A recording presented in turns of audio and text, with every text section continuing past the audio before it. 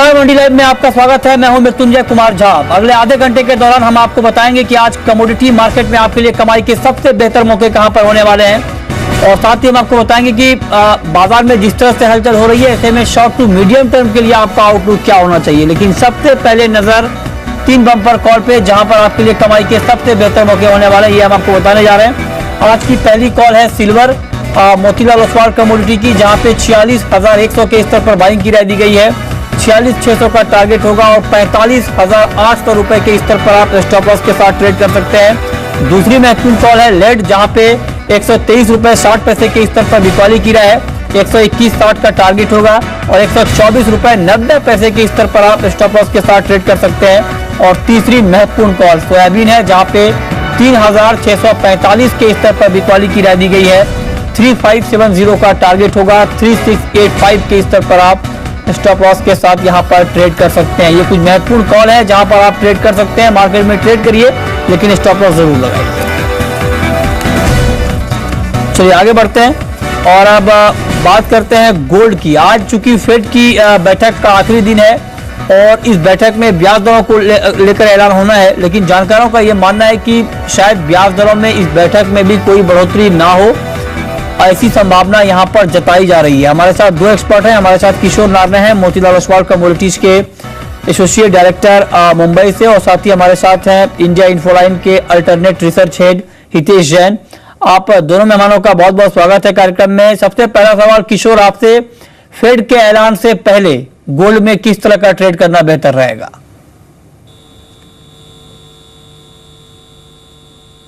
Fade का जो थोड़ा बहुत ये जो बहुत इम्पोर्टेंट है, बिकॉज पिछले 1-2 महीने से मैक्रो डेटा काफ़ी पॉजिटिव आ रहे थे और फेड का जो ठीक है, आपके पास दोबारा लौटेंगे, लेकिन हितेश आपका कमेंट क्या होगा बुलियन मार्केट के ऊपर? क्या आपको लगता है कि आज के कारोबार में फेड के ऐलान से पहले बुलियन मार्केट पर और दबाव बढ़ने वाला है?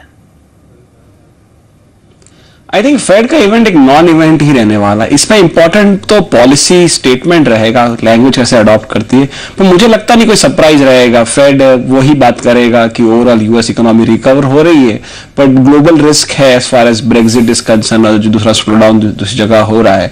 तो आई थिंक भले markets to an extent pricing कर रही है कि दिसंबर में लगभग हाइक हो सकता है, पर मुझे लगता है ये बहुत फिकल सिचुएशन है, और अगर ग्लोबल स्थिति या सिचुएशन और डिटोरिएट होती है तो मुझे लगता नहीं है फेड के पास इतना करेज रहेगा हाइक करने के लिए। फिलहाल के लिए मुझे लगता है फोकस जो है, भी नए वाइब्स आ रहे हैं पर्टिकुलरली जापान से। तो जापान क्लियरली अब जो अगस्त 2 को अनाउंसमेंट करने वाली है कि फिस्कल स्टिमुलस आने वाला है, वो कैटेगोरिकली बहुत सपोर्ट कर सकता है गोल्ड को। तो ओवरऑल गोल्ड मुझे लगता है अभी भी जो 1300 का सपोर्ट होल्ड कर रही है उसको कंटिन्यूसली सपोर्ट या रिस्पेक्ट करेगा। लॉन्ग टर्म पर्सपेक्टिव से डेफिनेटली आप इस पे एक्यूमुलेट कर सकते हैं। शॉर्ट टर्म वॉलेटिलिटी हो सकती है 1300 के नीचे जाए, but I think it brilliant opportunity to accumulate. Overall 1300 की सपोर्ट लेवल इंटैक्ट रहेगा और वापस मुझे लगता है कहा ना कहा जो अपसाइड जर्नी है वो रिज्यूम होगी। ठीक है, किशोर आपका व्यू क्या होगा? जो संभावना यहां पर दिख रही है फेड की बैठक को लेकर कि शायद इस बैठक में भी दरें बढ़ाने का कोई फैसला ना हो, ऐसी संभावना जताई जा रही है। ओवरऑल बुलियन मार्केट पर आप क्या इंपैक्ट देख रहे हैं, और शॉर्ट टू मीडियम ट्रेडर के लिए आप क्या राय देंगे? बिल्कुल सही है मुझे। यहाँ पे गोल्ड में जो पिछले कुछ हफ्ते में जो करेक्शन देखा गया था, काफी हद तक जो यूएस से जो मैक्रो नंबर्स था वो काफी पॉजिटिव आ रहा था, बट उसके बावजूद भी मुझे नहीं लगता है कि फेड बहुत एग्रेसिव स्टैंड ले पाएगा यहाँ पे और कुछ ब्याज दरों में कुछ बढ़त कर पाएगा अभी। तो हाल फिलहाल के लिए मैं तो इसमें बुलिश ही रहना चाहता हूँ, और थोड़ा भी डिक्स मिलता है तो यहाँ पे 30,750 के आसपास इसमें मैं बिकवाली का खरीदारी का राय दूंगा, और 30,620 का इंट्राडे का स्टॉप लॉस रहेगा, और 31,000 के आसपास का इंट्राडे का टारगेट रहेगा। और पोजिशनल व्यू के लिए ऑब्वियसली एक दिन रुक के कल पूरा क्लैरिटी के बाद बीओजे का भी पॉलिसी आएगा, तो उसके बाद लेना बेटर रहेगा।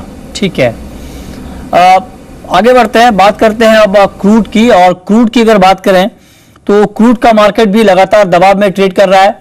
3 महीने के निचले स्तर के करीब है कच्चे तेल का भाव, और अगर हम क्रूड मार्केट को देखें तो बाजार इसलिए ऊपर नहीं जा पा रहा है क्योंकि फंडामेंटल मार्केट के कमजोर हैं और ग्लोबल मार्केट में डिमांड के मुकाबले सप्लाई बढ़ने की चिंता मार्केट पर लगातार हावी है। किशोर नारने, क्या आपको लगता है कि क्रूड में अभी तेजी की संभावना बिल्कुल नहीं है, और अगर थोड़ा सा भी बाउंस मार्केट में आता है तो उस तेजी पर बेच कर चलना चाहिए? लेकिन जी अगर फंडामेंटली देखेंगे तो आई थिंक जब भी हम लोग वो $50-55 का लेवल आ गया था, और पिछले महीने में जून में करीब 55 नया रिग्स ओपन हुआ है यूएस में, और आउट ऑफ 55 ऑलमोस्ट 43 रिग्स है हॉरिजॉन्टल रिग्स है, जो शेल ऑयल का ड्रिलिंग का रिग्स है। आई थिंक जैसा भी 50 के आसपास आ जाएगा, आपको सप्लाई साइड रिएक्शंस बहुत तेज रहेगा, और डाउन साइड में आपको $38-40 का यह बहुत अहम कंस्ट्रेंट लेवल्स है जहां पे सप्लाई बंद होने का आशंका आ जाता है। तो हाल फिलहाल के लिए आई थिंक $42 के आसपास थोड़ा सा टेक्निकल सपोर्ट से एक बाउंस बैक आ सकता है। तो आज इंट्राडे के लिए मैं एक बार बाइंग का सलाह दूंगा, 2880 के आसपास बाइंग कर सकते हैं 2840 का सपोर्ट के साथ, और 2950 के आसपास का टारगेट्स के लिए। बट ये तो छोटा सा टेक्निकल बाउंस बैक रहेगा, फंडामेंटली अभी भी व्यू मंदी का ही है। ओके हितेश, क्या आपको भी लगता है कि क्रूड में आगे आने वाले समय के लिए मंदी का ही रुख रहेगा, या फिर आप कुछ अलग राय रखते हैं? नहीं, हमें लगता है कि आते हुए दिनों में मुझे लगता है कि we not be surprise to see oil moving towards $38-39 per barrel, both Brent and WTI। देखिए इसमें बहुत सारे फैक्टर्स हैं जो मई और जून में हमने सपोर्ट देखा था, specially from supply side disruption, Canada है या नाइजीरिया है, लीबिया है, वो सब रिस्टोर हो चुका है। आप कनाडा के देखिए ग्रेजुअली उनका आउटपुट रिकवर हो चुका है। नाइजीरिया में देखिए तो government is persistently working on a cease fire deal with their rebels, तो वहां से भी आशा ये है कि आउटपुट धीरे धीरे रिकवर होगा। लीबिया में देखिए वहां उनकी जो नेशनल ऑयल कंपनी थी, वो उनके जो रिबेल पार्टीज थी, वहां यूनिफिकेशन हो गया है, तो जो ऑयल आउटपुट घटा है from 1.4 million barrel per day to 3 lakh barrel, I think वो ग्रेजुअली 5 से 6 लाख तक आ जाएगा। ईरान बढ़ा रहा है कंटिन्यूसली 3.5 पे, इराक का भी आउटपुट बढ़ रहा है।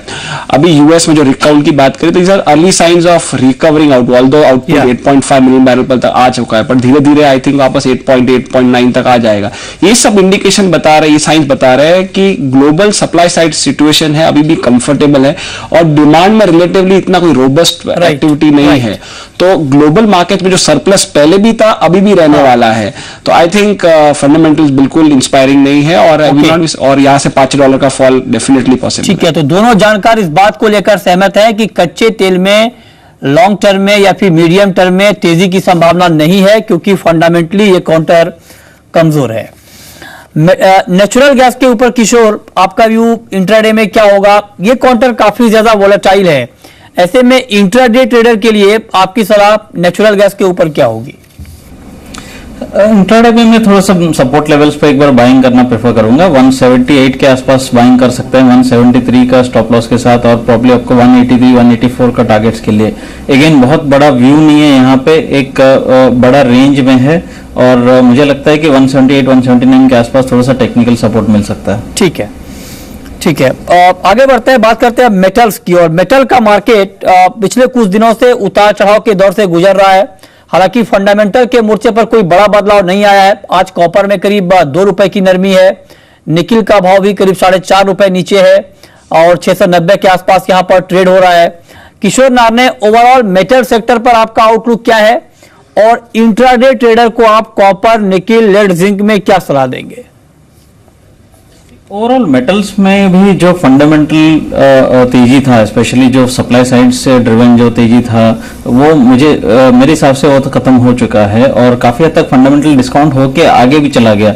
तो मुझे लगता है कि ऑल मेटल्स इंक्लूडिंग कॉपर, निकल, जिंक, लेड, सब मेटल्स में एक अच्छा खासा डिसेंट करेक्शंस आना बाकी है, और फंडामेंटल को ओवरप्ले हो चुका है। इंट्राडे में थोड़ा बहुत मुझे अगर कॉपर में जो गिरावट देखा था, थोड़ा सा मैं इंट्राडे में कॉन्ट्रा प्ले करूंगा 330 के आसपास बाइंग करके 335 का टारगेट्स के लिए। बट अदर मेटल, सारे मेटल्स अभी भी इसमें बिकवाली का ही राय अपनाऊंगा। स्पेशली निकल काफी अच्छा डाउनसाइड है, 680 681 के आसपास तक भी इसमें गिरावट देख सकते हैं। ठीक है, ओके। हितेश, आपका फंडामेंटल नजरिया मेटल सेगमेंट के ऊपर क्या होगा? आई थिंक मैं किशोर के व्यूज से और चलिए आपको रोकना चाहूंगा, इस बीच यस बैंक के नतीजे आए हैं, और इस पर ज्यादा जानकारी के लिए हमारे साथ हमारे सहयोगी रजत जुड़े हैं, अंचल जुड़े हैं हमारे साथ। अंचल, बताएं कैसे रहे हैं नतीजे? शुक्रिया प्रतिनिधि जी। देखिए मुनाफे का फिगर जो अभी अभी आया है 730 करोड़ बैंक का मुनाफा रहा है। अनुमान था 710 करोड़ का, कहीं ना कहीं मुनाफा अनुमान के अनुसार है, स्लाइटली अपर एंड पर है, वो एक पॉजिटिव चीज अनुमान के मुताबिक। बिल्कुल रजत, शुक्रिया आपका। और एक बार फिर से लौटते हैं कमोडिटी मार्केट पे और अब बात कर लेते हैं जो हम बात अभी आपको बता रहे थे कि मेटल में आपको क्या करना चाहिए। मेटल के फंडामेंटल निश्चित तौर पे बहुत बेहतर नहीं है। आपका आउटलुक क्या होगा बिल्कुल संक्षेप में हितेश मेटल के ऊपर? आई थिंक जो रेजिलियंस था वो टेम्पररी था और एक्सेप्ट जिंक मुझे लगता है बाकी सब मेटल्स अब वनरेबल है। कॉपर पर्टिकुलरली हमने देखा है लास्ट 5-6 महीने से कि $5,000 पर टन, एक जैसे ऑयल $50 है क्रूड और कॉपर में $5,000 का एक रेजिस्टेंस रहता है, वो ब्रीच नहीं कर पाएगा और एक कहा ना कहा डेफिनेटली प्रॉफिट टेकिंग आने वाला है, तो एटलीस्ट $200-300 की फॉल आ सकती है कॉपर में। जिंक ओवरऑल हमें लगता है एक पॉजिटिव मेटल है amid the non ferrous pack, और कोई भी डिप आता है वो हम एक अपॉर्चुनिटी लेंगे बाय करने के लिए। ओके, ठीक है। करेंसी मार्केट के ऊपर हितेश आपका व्यू क्या होगा? देखिए रुपी भी एक ओवरऑल रिलेटिवली रेजिलिएंट रहा है, पर मुझे लगता नहीं है कि रुपी में जो रेजिलियंस और टिकाऊ रहेगा। मुझे लगता है कि rupee can go back to road 68 level, that means यहाँ से ₹1 का फॉल आ सकता है। डेफिनेटली लॉन्ग टर्म में मार्केट का फोकस जो FCNR का रिडेम्पशन होने वाले है बिगिनिंग हम सितंबर टू नवंबर वो रहने वाला है, और ग्लोबल मार्केट्स में एक्टिविटी है ये, जैसे हम युआन देख रहे हैं कई बार 6.7 तक आ चुका है, पर ओवरऑल चाइनीज बैंक के इंटरवेंशन से बच जाता है। बट आई थिंक जो एशियन मार्केट करेंसीज में वॉलेटिलिटी रहेगा उसका जो इम्पैक्ट है रुपी पे भी गिरेगा। ठीक है, आगे बढ़ते हैं। बात अब एग्री काउंटर की। एग्री में ग्वार की बात करें तो हल्की तेजी है, ₹50 ऊपर है जोधपुर में ग्वार सीड का भाव। बुआई को लेकर कंसर्न है, बुआई पिकअप नहीं हो पा रही है ग्वार की, जो कि क्योंकि ग्वार के जो उत्पादक क्षेत्र है वहां पर बारिश बेहतर नहीं हुई है राजस्थान में। क्या कमेंट होगा आपका किशोर ग्वार के ऊपर? आई थिंक सी ओवरऑल तो मॉइस्चर अच्छा है, मानसून का जो है स्प्रेड अच्छा है, मुझे नहीं लगता है कि यहाँ पे बहुत ज्यादा टिकाव रहेगा, तो मैं तो बिकवाली का ही राय अपनाऊंगा। अक्टूबर वायदा में देखूंगा 3790 3800 के आसपास एक बार बिकवाली कर सकते हैं 3845 का स्टॉप लॉस के साथ। ठीक है, और डाउन साइड में आपको 3675 3660 के आसपास का टारगेट। ओके, बात करते हैं अब जीरे की। जीरे की तेजी यहाँ पर बढ़ती हुई दिख रही है, एक्सपोर्ट डिमांड बेहतर है, बकाया स्टॉक कम है, उसका इंपैक्ट प्राइस के ऊपर लगातार दिख रहा है। अब आपका कमेंट जीरे के ऊपर क्या होगा किशोर? यहां से और तेजी आप देख रहे हैं इस काउंटर में? या बिल्कुल, इसमें तेजी तो है ही है, और मुझे लगता है कि थोड़ा सा भी अगर डिप्स मिलता है 19500 19450 के आसपास इसमें बाइंग कर सकते हैं। 19300 के आसपास का स्टॉप लॉस रख सकते हैं, और अपसाइड में आपको एक्सपेक्ट कर सकते हैं 20000 के ऊपर का लेवल। ओके, तो जीरे में यहाँ पर जो है फंडामेंटली ये काउंटर काफी स्ट्रांग यहाँ पर ट्रेड करता हुआ दिख रहा है। अभी अगर देखें थोड़ी सी प्रॉफिट बुकिंग है, ₹35 नीचे है, और यहाँ पर बाइंग की राय दी गई है 19,500 पे। लक्ष्य होगा 20,050 का, ₹19,300 के स्तर पर आप स्टॉप लॉस लगा सकते हैं। सोयाबीन के ऊपर आपका क्या कमेंट होगा किशोर? क्योंकि पिछले 2 दिन से सोयाबीन के दाम लगातार नीचे जा रहे थे और थोड़ी सी रिकवरी आज मार्केट दिखाने की कोशिश कर रहा है, लेकिन कितनी टिकाऊ लग रही है आपको? ये टिकाऊ नहीं लग रहा है एक्चुअली। यहाँ पे जो पुल बैक आ रहे हैं, आई थिंक वो एक अच्छा मौका होगा इसमें वापस बिकॉली करने के लिए। स्पेशली सेंट्रल इंडिया में जो बारिश का जो मात्रा है वो काफी अच्छा है, और मुझे लगता है कि सोइंग बहुत जल्दी पिकअप हो जाएगा। और ऊपर से ग्लोबल फंडामेंटल स्पेशली यूएस का क्रॉप बहुत हेल्दी दिख रहे हैं, तो मुझे लगता है कि ओवरऑल सेंटिमेंट एडिबल ऑयल्स में स्पेशली ऑयल सीड्स में काफी हद तक बेरिश ही रहेगा। तो सोयाबीन अक्टूबर वायदा में बिकॉली का सलाह दूंगा 3645 के आसपास, 3685 का स्टॉप लॉस, और प्रॉब्ली आपको 3570 3565 के आसपास के टारगेट्स के लिए। ओके, मेंथा के ऊपर आपका कमेंट क्या होगा? मेंथा में प्रॉफिट बुकिंग है, और हालांकि जो फंडामेंटल है इस काउंटर के स्ट्रांग हैं। क्या जो आज की गिरावट है, इस गिरावट पर आप बाइंग करने की सलाह देंगे मेंथा में किशोर? आई थिंक 924 923 के आसपास अगर मिलता है तो उसमें काफी अच्छा बाइंग का मौका मिल सकता है। 907 के आसपास का मैं स्टॉप लॉस मेंटेन करने का सलाह दूंगा, और ऊपर में आपको 955 960 के आसपास का टारगेट्स के लिए। ओके, आखिरी सवाल आपसे किशोर नार ने, मक्के के ऊपर आपका व्यू क्या होगा? क्या मेज में आपको लगता है कि एक बड़ी तेजी आगे है? एक ऐसा है कि इसका जो स्प्रेड है वो काफी वाइड रहता है, और आपका जो प्रोटीन्स का और अदर जो कैटल फीड में जो कंपटीशन है इसको एडिबल ऑयल मील के साथ होता है। आई थिंक ऑयल मील जब तक इसमें थोड़ा सा जो नरमी चल रहा है ऑयल मील का मार्केट में, मुझे नहीं लगता है कि मक्का में जो तेजी है वो टिकाऊ रहेगा, और मुझे लगता है कि जैसे जैसे हम लोग अगस्त के आसपास जाएंगे तो इसमें वापस प्राइसेस नीचे आ जाए।